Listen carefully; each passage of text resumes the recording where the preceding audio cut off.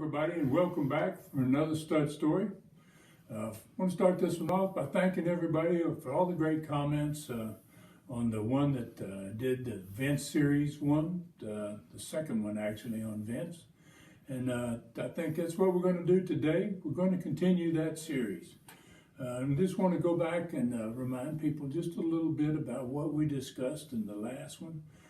We talked about the opportunity to get on NBC and national program, and my thoughts on it, and my turning that down, that opportunity, and how it has affected wrestling, and in an adverse, and what I consider to be an adverse way, and maybe some out there don't believe that that's the truth, but nonetheless, that is it.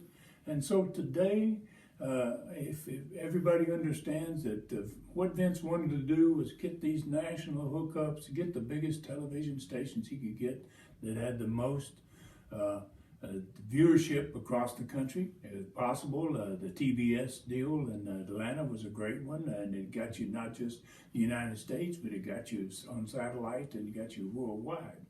So, you know, that was a big one. This NBC show that I turned down was another one.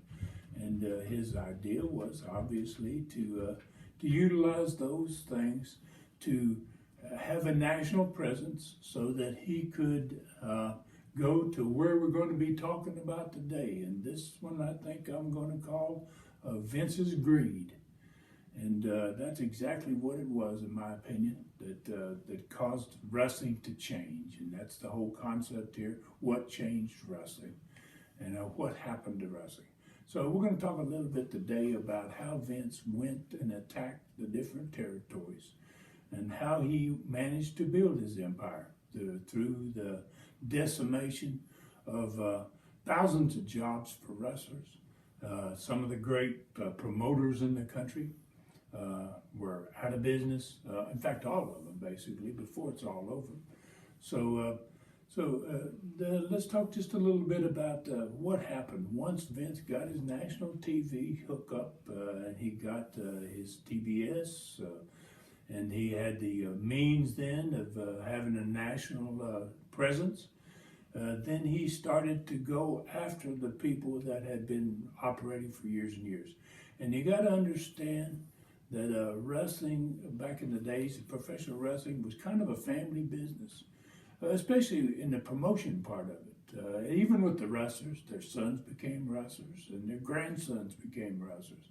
And it was kind of the same way if you were a promoter's son. And in my grandfather's case, he was both wrestler and promoter. My dad was wrestler and promoter, and I became a wrestler and promoter. So you kind of handed down the reins of your company. Another great example is Jim Crockett Sr. to Jim Crockett Jr. And the Crockett sons. And so, you know, when he decimated the sport, he didn't decimate just the wrestlers or the promoters. He kind of decimated the business for so many wrestlers in particular. Maybe as many as thousands in the late 70s and into the 80s, when wrestling was really booming all over the world. There were probably thousands of professional wrestlers. And Vince is going to drop that number from thousands to probably less than 100. And all the rest of them were gone because they had no place to work. And the promoters are gone. They have no way to compete. And the way he did it is probably as bad. Maybe the worst part of everything that he ever did was the way he killed everybody's business.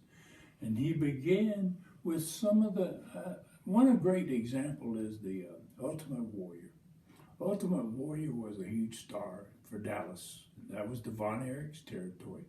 Von Erich had a lot of sons. So, you know, that's a pretty sad story, that family right there. But they had a star, the Ultimate Warrior. And I'm not sure, to be honest with you, because I wasn't in Dallas, what they called him. And maybe he had a different name. But either way, I know that Vince had an eye on, let's say, the Ultimate Warrior. I'm going to have a guy in my territory we'll get to in a minute that Vince certainly had an eye on.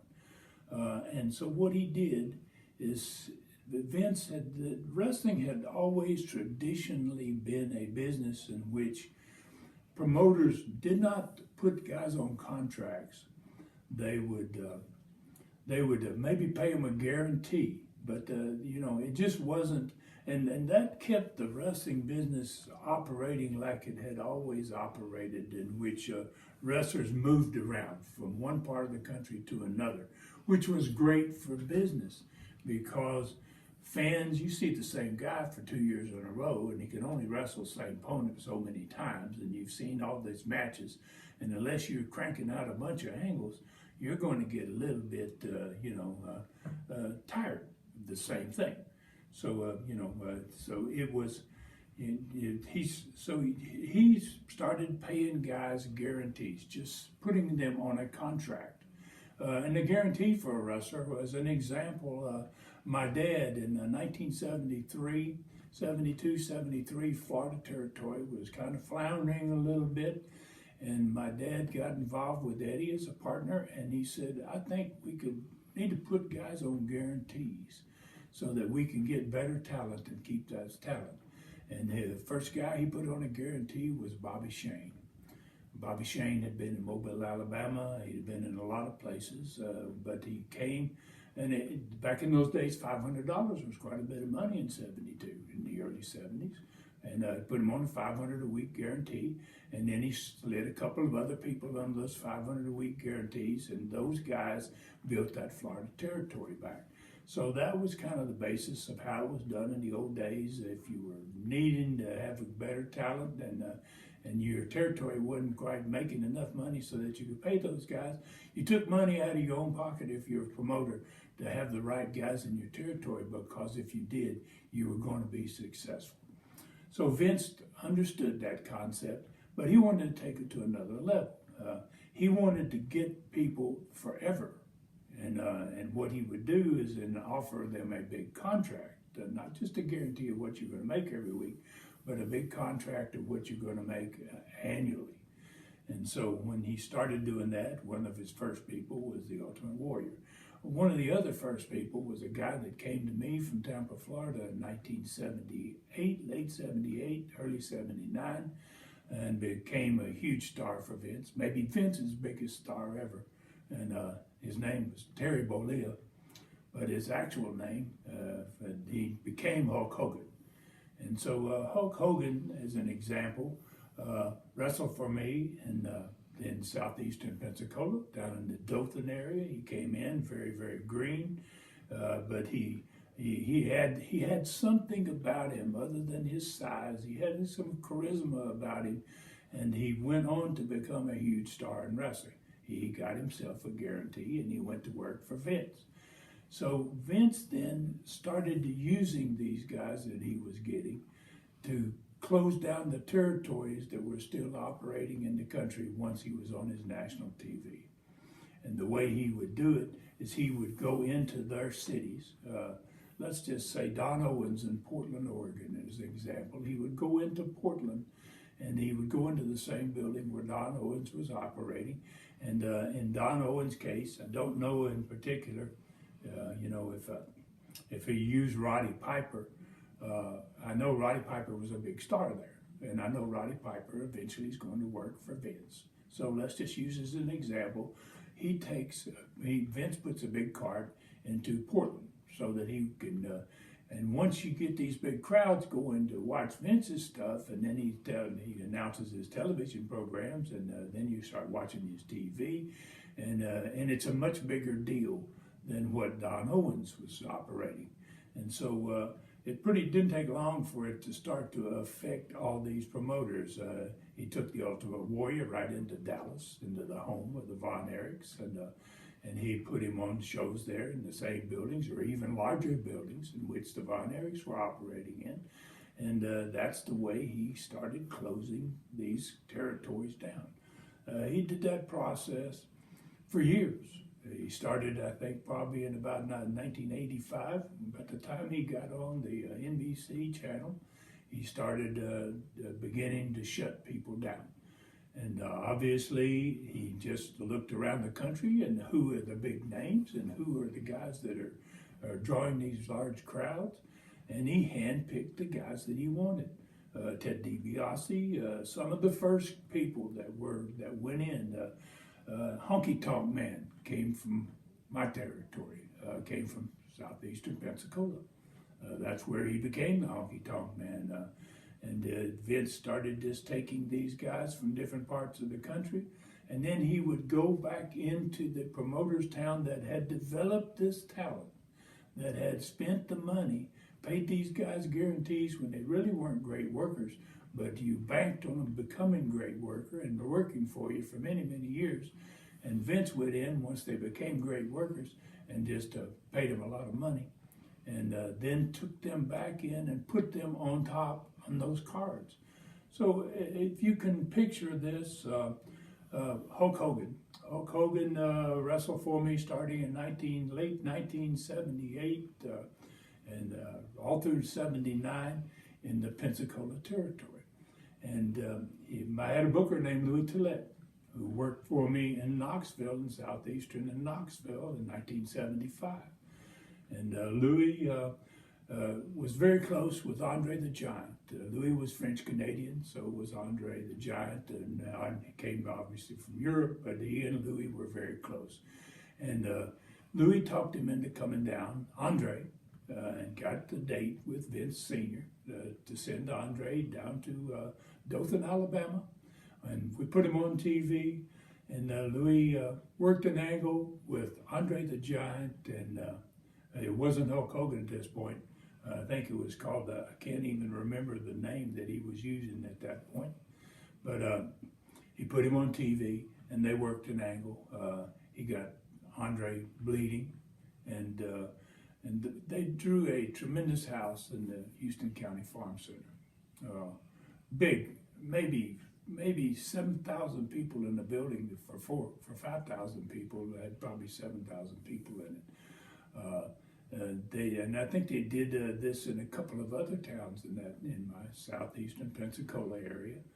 And so then when they got ready to try to shut us down, and I've already talked about this in one of my episodes about the first one about Vince. In fact, when he invaded Birmingham, he came to the biggest town that we were running in southeastern at that point, Continental. And he decided that he wanted to run that town. He brought Hulk Hogan, put him on top of the card. He brought the Honky Tonk Man. He was on that card. He brought some guys that we had developed over the years that the fans were really familiar with there. And so he thought that, he was going to bury us. But he failed to do that in Birmingham, and he really never came back and tried to do anything much with Continental because he failed so horribly. But that's Vince, the way he decided to build his territory, he didn't have a territory to build his wrestling and to kill everybody else's wrestling. He did not care. And I think I want to go back a little bit and speak on the NWA meetings, because Vince Sr. used to come to the NWA meetings, and I became a member in 1974, late 74, National Wrestling Alliance, and went to all the meetings every year. Vince Sr. was there every year. Now, I know Vince Jr. was already beginning to become involved, and he was becoming a commentator on some of his shows. He never brought Vince Jr. to any of the NWA meetings. And I used to wonder about that because Vince Jr. and I are about the same age. And I wondered if Vince Jr. had come to those National Wrestling Alliance meetings and had met all of those guys that filled those big rooms, promoters from all over the world, and built a relationship with them, if he had done what he ended up doing. And maybe that would have had an effect if Vince Sr. had brought Jr. with him and brought him to all these NWA meetings every year and every August of every year from 1948 on, out to Las Vegas.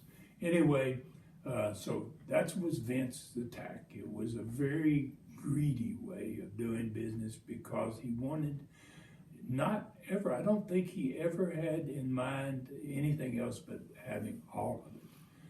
having wrestling entirely across the country and having no promoters other than himself. And that to me is just pure greed. I don't know another way to put it. But and so that's kind of what I want to talk about today. I have one more episode I want to do in this series on Vince McMahon Jr. And this one is, to me, the kiss of death in a way, because if my grandfather had done what Vince Jr. did to break kayfabe in the way that he did it, because he didn't want to pay commission, he didn't want to pay athletic commission tax, he decided that it was better to just tell everybody what wrestling was all about. And so that's what we're going to talk about in the next one of the Vince series. And I think I'm going to call it Greed 2, because that's exactly what it is. His greed for owning everything and putting everybody else out of business was one thing, but then he's so greedy that he kills wrestling by just rolling over and breaking kayfabe. And wow, I don't know any other way to say, but thank y'all very much for joining me today, and I look forward to having one more opportunity to tell people something about Vince McMahon that they probably don't know.